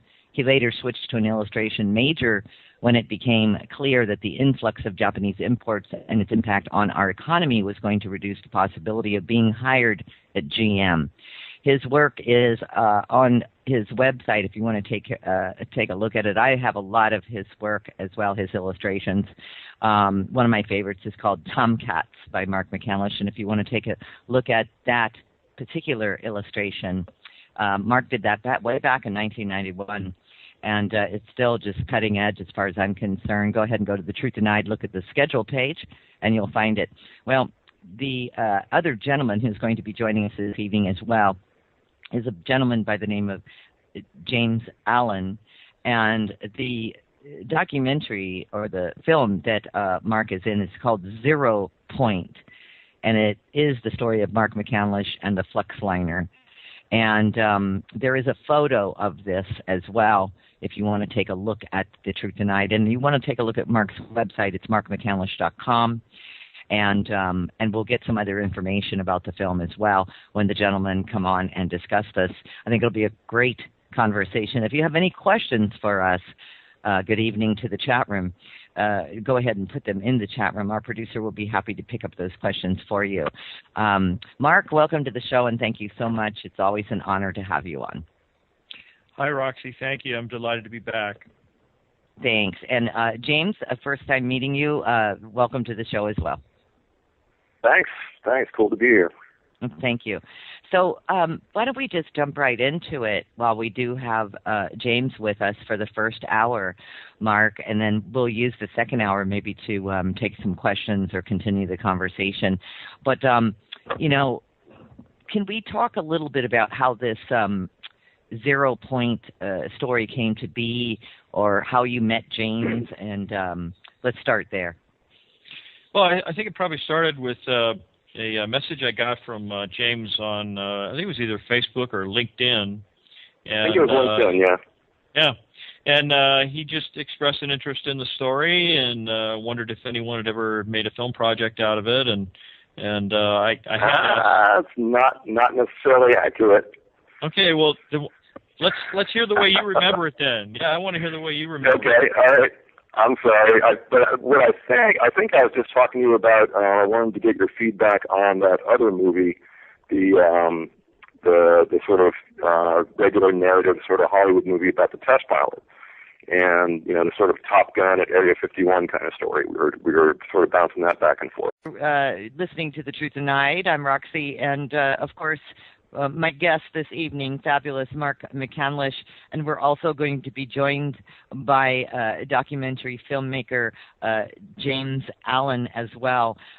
So stick around. I just have a couple of announcements to make, and then we'll be on our way. In the news, to anyone who's interested, Obama is set to nominate, or has, I just heard a few minutes ago that he has nominated Janet Yellen to replace Bernanke as the the Fed chairman, and I find that very interesting with all of the money being exchanged at this moment, and then of course the government shutdown. I find it interesting that they're going to move in. I don't recall a woman ever being the Fed chairman, but if anybody wants to look that up and put that in the chat room, I would love to know. I don't recall a woman being in that position before. I don't know a whole lot about this Janet Yellen, so I will be covering that story. If you want to look at it at thetruthtonight.com in the next week, I will take care of getting the information. But if any of you have it right now and you want to get it to me, that's great. And then as far as the debt limit goes, that we're approaching, and we've been staying on top of this as well. It is 8 days into the government shutdown, and President Obama and House Speaker John Boehner discussed today that they're holding on to their respective positions, insisting the other side has to budge first. Of course, it's quite the debacle. Mr. Obama said he's willing to negotiate with the Republicans over anything, right? But only after they allow Congress to reopen the government and raise the debt limit to end the threat of default. That doesn't sound like somebody who's willing to do anything, does it? Even if Congress only managed to reopen the government for another 6 weeks, Barack Obama said he'd absolutely be willing to negotiate after that as well. What's the point? You know what I'm saying? What's the point? He was quoted as saying, "I will not eliminate any topic of conversation, and I've shown myself willing to engage all the parties involved, any leader on the issue." He said that this morning from the White House during a press brief. The only thing I will say, he says, is that we're not going to pay a ransom for America paying its bills. That's something that should be non-negotiable. Again, what are they doing? It's absolutely insidious, if you ask me, shutting down the government. Shortly after the president spoke, Boehner insisted, quote unquote, the long and short of it is there is going to be a negotiation here at the end of the day. At times like this, the American people expect their leaders to sit down and have a conversation. He says, I want that conversation to occur now. What the president said today was if there's unconditional surrender by the Republicans, he'll sit down and talk to us. So you see, we'll just have to stay on top of this. I'll have a release of a story regarding this as well. And, of course, our topic of conversation today, we're going to cover quite the extensive subject matter, I should say, of UFOs. As you well know, in the last couple of years, this has been quite the topic. Many, many sightings. And as I have reported before, Peter Davenport of the UFO Reporting Agency has been saying for months now that he's just never seen anything like it, meaning the amount of reports that are coming in. We're going to discuss a documentary as well. But then we got in more into your story, and then we had that epic 6-hour conversation when we first met. Yeah. So anyway, sorry to interrupt. I'll just bounce it back to you. Okay. Well, it's just it's what, been 2.5, almost 3 years ago now, and yeah. So it's some of those things get a little foggy for me, but the one thing I like about James in our collaboration is that I'm the master of going off on tangents, and he's really good about bringing me back and putting me on the rails again so that we can kind of get things done. And I've always loved that about James. And the ongoing struggle. Yeah, it's true. And but I think he's done a terrific job of putting together the story that began back in 1988 with an invitation that I extended to a friend of mine from college to go to an air show out at Norton Air Force Base in Southern California near San Bernardino. And last minute I had to cancel, and the fellow that I was going to be going to the air show with wound up meeting someone who was high level in the Lockheed, well, back then it was Lockheed, now it's Lockheed Martin, in the Lockheed Martin hierarchy. And the initial reason we were going to go together was to network some clients and things. And at the last minute, I had a job for Popular Science that I had to finish over the weekend, couldn't go, and so called I called this fellow. I'll just call him Brad for the moment.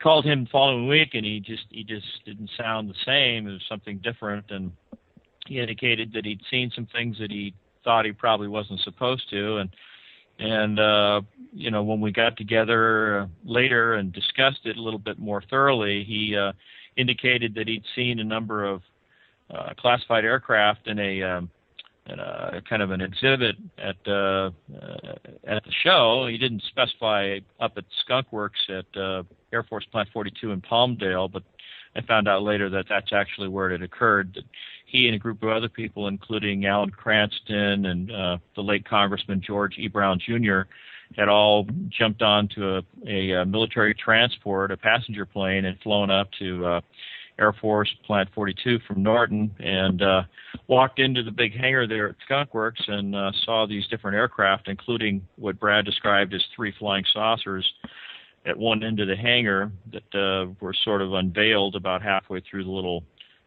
exhibit process. And so from that point on, I was so intrigued by the whole thing, and just had my doubts about whether there was, whether the whole thing was true or not. But as I began poking around within the aerospace and defense industry where I was working at the time, I began to pick up bits and pieces, clues that indicated that the story was on the level and that there were other people who knew about the program. It was originally referred to as the so-called Alien Reproduction Vehicle, or ARV, but its actual name as an aircraft was the Flux Liner, and there were actually a number of different aircraft or anti-gravity propulsion type vehicles of this kind that were different sizes, but essentially looked the same externally in terms of the proportions. It was just a basic bell-shaped kind of a flying saucer like one might expect to have seen in the 1950s. Flat on the bottom, sloping sides at about a 30 to 35 degree angle from the vertical, slight ledge about halfway up, and then the upper half of to what anti-gravity and superluminal travel is all about, is being able to tap the very energy that might otherwise be responsible for increasing the mass of the vehicle. Yeah, I wish I could understand half of what you just said, Mark. Well, I apologize, and this is really kind of the bread and butter of what the collaboration that I had with James was all about, is because he had a very steep learning curve when I began talking to him about this stuff, and when he expressed an interest in making some kind of a documentary about it, because I had to kind of boil it all down into a kind of a way of expressing it that the average individual would be able to understand in terms of their own personal experiences. And so even though it's not completely accurate in terms of what a physicist would say, imagine that the mass of the vehicle is like its weight increasing. As you go faster, the mass increases. It becomes heavier and more difficult to move. And it's really not an accurate. Well, can I jump in for a second? Yes, sure, please. Basically, what Mark's talking about, well, one aspect of it is the effect of mass canceling or inertial shielding, where you take a machine or a system, and through a certain kind of electromagnetic configuration, the vehicle in the film that Mark did the drawing of is basically, it's kind of, I call it a mutant Tesla coil. It's like a Tesla coil, only with some very beefed up configurations. And what that does is it creates a very dense, energetic kind of event, self-contained, that is sort of malleable and controllable by a pilot with a throttle and sort of a navigation system and the synthetic vision system. But basically, it's the main aspect of this machine, sort of this prototype, is its ability to cancel mass, like its ability to create an effect that counteracts the effects of gravity. So it's basically sort of a hovercraft, like it's a levitating machine.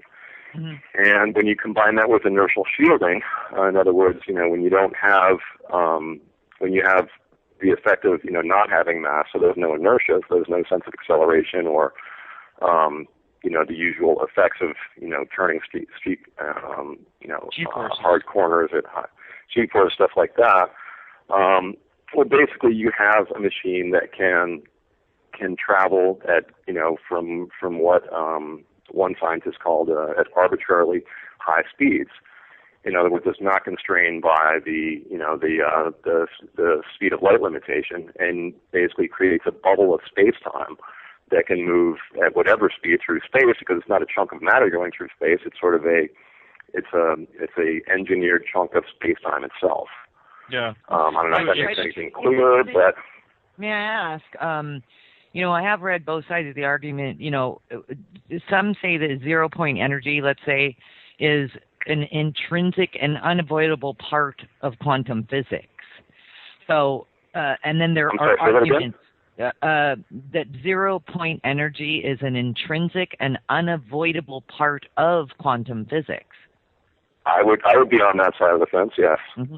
And some scientists say that this is all wrapped up in quantum physics, and then the argument, I suppose, against it would be the portion that manipulates the sphere sticking up through the middle of this airframe, and then on top of that there were a series of little like glass bubbles with a camera system under each one, which formed what was called a synthetic vision system. And so as I began investigating and asking and trying to find out whatever I could, I began interfacing with a number of well-known physicists, including Tom Bearden and Hal Puthoff. Bernard Haish was one of the people I met and talked to. Tom Vallone, Paul, Blabilot, and a number of other individuals, and little by little I was able to put together what I believe was the method by which this aircraft is able to achieve the remarkable flight dynamics that it's capable of. So anyway, tell them what the general said, like those flight capabilities.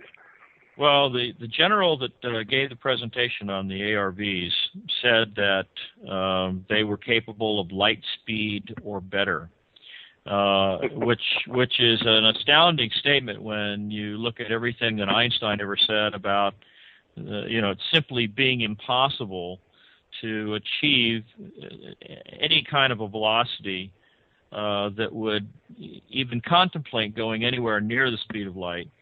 And part of the reason for that was his calculations in his mathematics said that as you accelerate through space-time, that the mass of your vehicle begins to increase. It increases exponentially to the point where you simply cannot have enough fuel on board to continue accelerating, going faster and faster, because you'd have a spaceship the size of a planet in order to carry enough fuel.